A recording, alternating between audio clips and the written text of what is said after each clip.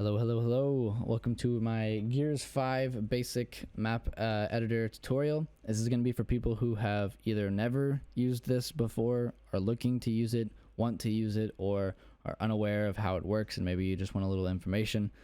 This is going to be the absolute basic. So what I'm not covering here is the things that I would cover in my intermediate video, which is actual level design, like tips and tricks on like when you're building a room, what to look for, stuff like that. This is going to be the absolute basics of where to find the tiles, how to find the tiles, how to place weapons, how to place enemies, your build limits, your chapter options, and how to build more than just a single chapter if you are unaware of how to do that, and how to change the damage and the spread of the gas to either be instant or no spread at all, and you can change the damage, of course, like I said.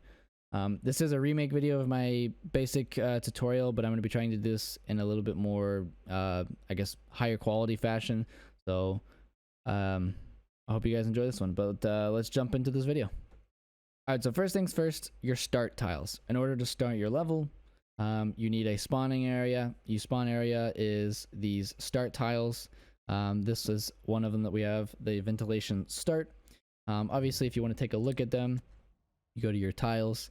On computer, it's just left click anywhere on here. It'll open this up for you. And you can switch between mining and ventilation.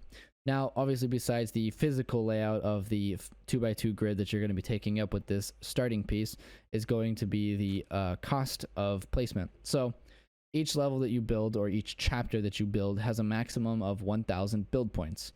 What that means is that each one of these tiles that you're going to place uses a specific amount. As you can see down here, the helipad uses 233. This large safe room uses 206. The starting point is 155. And obviously, with different sizes and different shapes room, they're going to take up different amounts. So you have to use them sparingly and kind of keep track of what you're trying to build. And if you obviously can't do it, then you just need to start a new chapter. So here's your two starting tiles. You can choose between those two. That's to start the game. Moving into item number 2 is your block types, and these are your block types. We're going to call them block types because they take up blocks on the map. Obviously, you can call them rooms, levels, whatever you want to call them. I'm going to call them block types for this. If you scroll through here, you can view all of the types that you have. There is many different tiles. Obviously, if you're unaware of these, I'm not going to go through each and every single one of them. They are well labeled already, so you can scroll through them, and there are more than the 5 or 6 that you see on your screen. I mean, look at this. There's a ton of them, and that's just the small cells. These are the medium cells, and then there's large cells. And the layouts do differ between mining and ventilation. It's not just the atmosphere, the ambience that you have in it. So if you go to this and we go to the medium, obviously the last medium one is completely different. So just keep that in mind when you're building your levels. If you're new to this, feel free to switch between the two. Nobody's telling you that you have to use one or the other. There's nothing stopping you from switching if you feel like one layout of a tile is better than another. Alright, so number 3 is going to be your enemies and weapons. Obviously, enemies and weapons is not going to be on your tiles page here. Instead, on computer, you're going to be pressing Q and E to move to the enemies past the portals. We'll go over that later. Enemies is going to be a little bit different. Enemies, unfortunately, you do not just pick a room with enemies. You actually pick a room that you have already placed. So you'll build your level, then you'll say, alright, my player starts here. Obviously, you don't want enemies starting where the player starts. Give them at least a little bit of a buffer room here to get going and get their controls down, especially if they're new. You pick a room that you have. So like in this one, I've already picked this room. This is where I want my players to pick up ammo and guns to start the mission, but we're going to put 2 enemies in there to start it. When you hover over it for PC, it's enter. You're going to hit enter. It'll ask you which of these that you want to select. All you have to do is, tell it how many you want in there. I've selected 2 juvies in here because my players start with a pistol. Therefore, something easy, something simple for them to do. Now, if you want to change your enemies, you can actually change the entire options that you have. So right now, the 5 that I have up here on the top left that you see are the only 5 type of enemies that I can place in this entire mission. I can change that. If you press X on PC, it'll open this. Now, you can actually switch between the swarm options here and the DB options here, but keep in mind that if you do switch an enemy type that you've already placed on the map, it will replace those enemies. So we put 2 juvies in here. It will replace those enemies with the one that you replace it with. So if I replace the juvies with like a DB robot, it will replace the juvies in that room with the DB robot. So keep that in mind.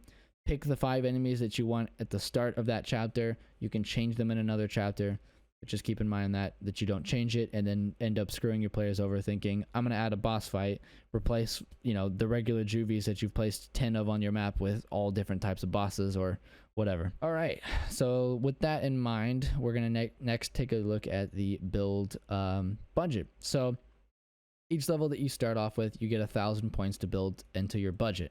That's for a single chapter.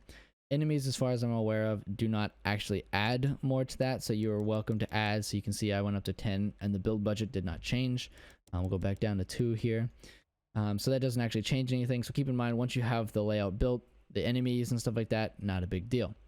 If we're looking for pickups and this type of stuff, you can add like an ammo pack and stuff like that, and that doesn't actually add anything either.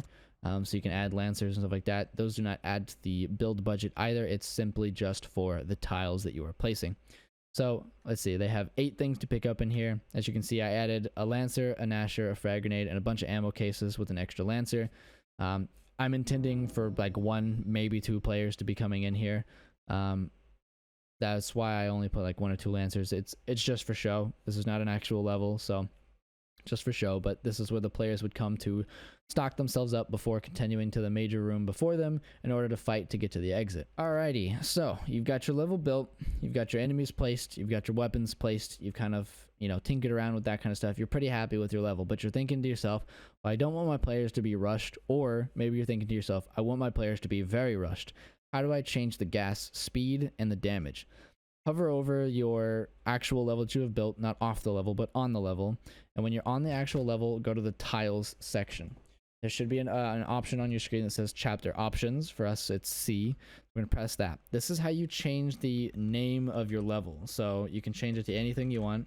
We'll just type in some random letters there, and that will show up when players enter that. You can change the level of, you know, the color level. And then this is also where you change the spread of the gas or the venom or whatever you want to call it. You have multiple different options. If you're looking, you can go from never to early to instant.